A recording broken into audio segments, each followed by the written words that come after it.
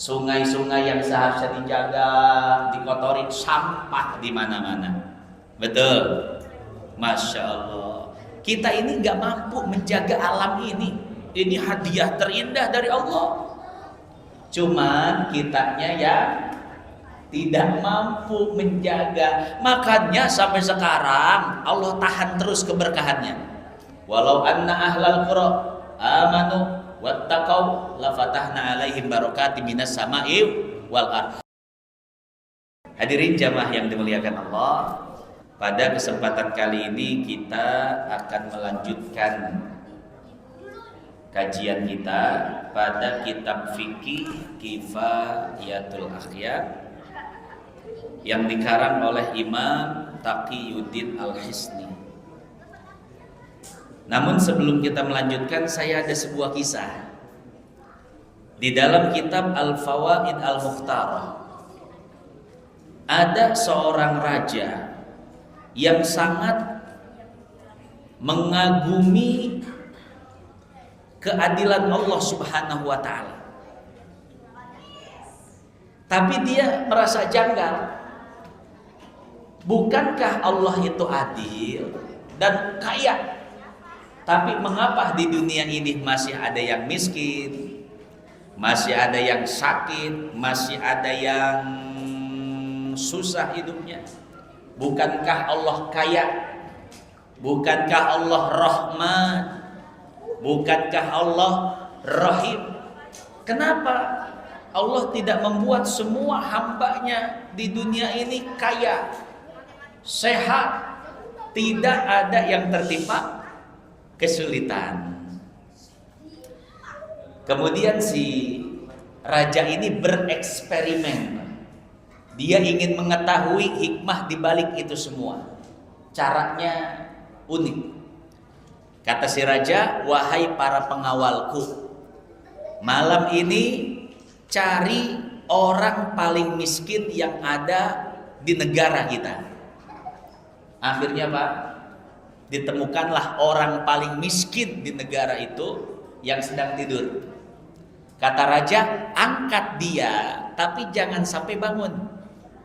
Kalian pindahkan ke istana, rebahkan dia di kasurku, di kasur raja, pemimpin tertinggi di negara ini. Akhirnya seorang miskin itu pun digotong tanpa terbangun. Wallahu a'lam caranya bagaimana. Ceritanya begitu. Digotong, dipindahkan ke istana raja. Di pagi hari ketika seorang miskin ini terbangun, dia disambut oleh pengawal-pengawal raja, termasuk rajanya juga. Mereka sepakat, kompak mengatakan, wahai raja kami, selamat pagi. Rakyat sudah menunggumu, fasilitas-fasilitas kerajaan sudah menantimu. Awalnya orang miskin ini gak percaya kalau dia raja. Dia kira itu mimpi, tapi setelah dicubit, oh iya sakit. Berarti bukan mimpi, ini kenyataan. Lalu apa yang terjadi? Ketika si miskin ini mengetahui dirinya adalah seorang raja, maka dia memanfaatkan seluruh fasilitas-fasilitas kerajaan. Semua makanan yang ada dimakan, uang dihamburkan, semua fasilitas-fasilitas kerajaan digunakan. Dia tidak memikirkan rakyat, dia tidak memikirkan pengawal, dia tidak memikirkan orang-orang kerajaan. Yang dia pikirkan hanya diri sendiri. Dari situlah si raja sadar bahwa tidak semua orang bisa, atau tidak semua orang mampu untuk diberi nikmat oleh Allah Subhanahu wa ta'ala. Akhirnya ketika si raja, disebutnya raja apa nih berarti? Raja palsu ya, apa? Iya, drama raja-rajaan. Ketika seorang miskin ini tidur, kata raja yang aslinya, pindahkan lagi dia ke rumahnya. Dipindahkan lagi tanpa tidur, di pagi hari si miskin bangun, oh ternyata semalam cuma mimpi. Padahal asli atau mimpi, Pak? Asli itu ya. Itu eksperimen yang dilakukan oleh si raja. Disitulah si raja menyimpulkan bahwa tidak semua orang pantas untuk mendapatkan nikmat Allah. Jadi bukan Allahnya yang pelit, bukan Allahnya yang tidak mau memberi nikmat. Pertanyaan besarnya adalah, apakah si hamba itu pantas untuk diberi nikmat? Contoh orang miskin tadi, ketika dia dijadikan raja, apa yang terjadi? Oh, pesta, euforia, menghambur-hamburkan harta, tidak peduli kepada orang lain. Ya.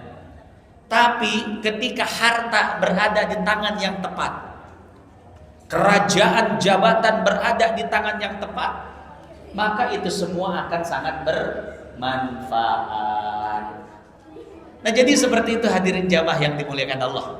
Allah itu Rahman, Rahim, kaya. Walillahi khazainus samawati wal.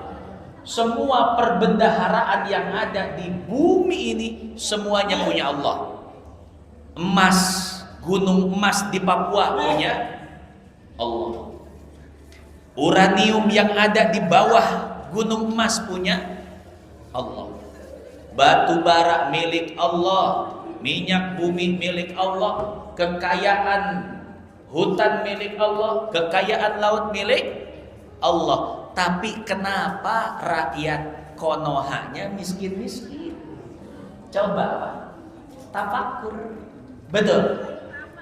Bukannya Allah tidak mampu untuk membuat rakyat Konoha semuanya kaya, semuanya berharta. Tapi pertanyaannya, pantas enggak? Mampu tidak rakyat Konoha untuk dibuat kaya oleh Allah Subhanahu wa taala? Rahman, Rahim, Goni. Tapi Allah memiliki sifat Al-Hakim, bijaksana. Ada sosial eksperimen di barat. Ada orang yang bawa koper, dalamnya duit 1,5 miliar. Uang itu diberikan kepada seorang gelandangan yang tidurnya di bawah jembatan. Pak, mohon maaf, ini saya punya uang buat Bapak. Terserah mau dipakai apa. Tapi izin, saya mau ngeliput Bapak. Terserah itu dipakai apa. Sosial eksperimen.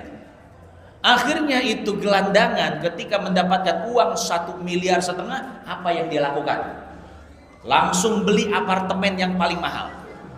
Dia beli mobil, dia undang semua teman-temannya, setiap malam pesta, setiap malam mabok, setiap malam perempuan.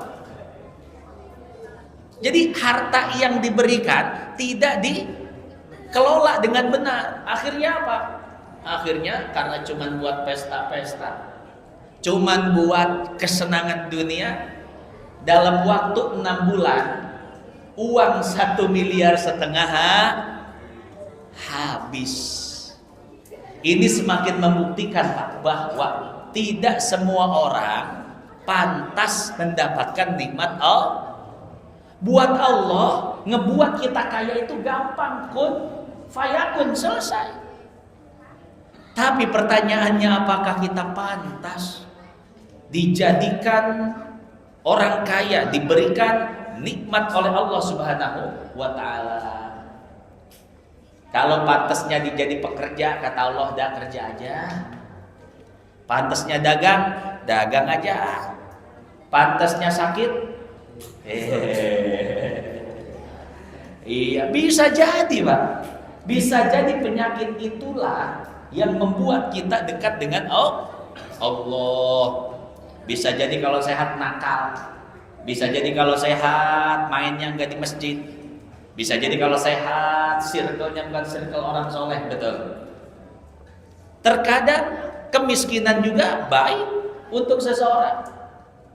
Karena kalau dia kaya, Masya Allah, bukan cuma maksiat pribadi, mungkin dia zalim kepada orang lain. Allah Rahman, Rahim, Goni, kaya, semua kekayaan di alam semesta punya Allah. Buat Allah gampang membuat seseorang kaya, membuat negara kaya, membuat seseorang hidupnya sejahtera. Tapi pertanyaannya tadi, pantas atau tidak? Negara kita, negara Indonesia kaya, betul Pak? Sekarang yang dikeluhkan oleh rakyat Indonesia itu apa? Pemerintahan kan? Kita pengen pemerintah yang jujur, kita pengen pemerintah yang bebas korupsi, kita pengen pemerintah yang memiliki integritas dan kompetensi. Rakyat banyak tuntutannya, tapi tidak pernah introspeksi diri. Masjid kosong, pengajian sepi, ustadz ditinggalkan, ulama bilang haram-haram tidak didengar. Bagaimana Allah akan memberikan pemimpin yang diinginkan, pemimpin yang benar-benar membawa kesejahteraan rakyatnya aja begitu. SDM kita Pak menengah ke bawah kebanyakan. Sungai-sungai yang seharusnya dijaga dikotori sampah di mana-mana. Betul. Masya Allah. Kita ini nggak mampu menjaga alam ini. Ini hadiah terindah dari Allah. Cuman kitanya yang tidak mampu menjaga. Makanya sampai sekarang Allah tahan terus keberkahannya. Walau anna ahlal qura amanu wattaqau la fatahna alaihim barakatim minas sama'i wal ard. Buat Allah gampang membuka keran-keran keberkahan. Buat Allah gampang memberikan kesejahteraan bagi satu penduduk negeri. Cuma penduduk negerinya yang tidak pantas. Andai Pak, andai Allah berikan kita pemerintah yang benar-benar perfect, spiritualnya bagus, sosialnya bagus, pidatonya bagus. Pidato presiden.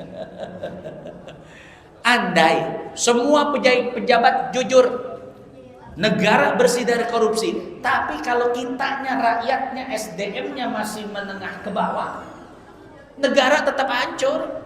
Bukan hancur sama pejabatnya, hancur sama rakyatnya. Nah, jadi gini artinya kita pantaskan diri dulu diri kita untuk menerima nikmat-nikmat dari Allah.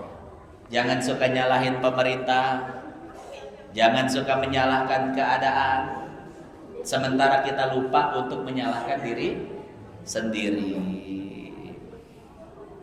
Itu cerita yang ada di dalam kitab Al-Fawaid Al-Mukhtarah. Itu relate banget dengan keadaan kita Pak ya.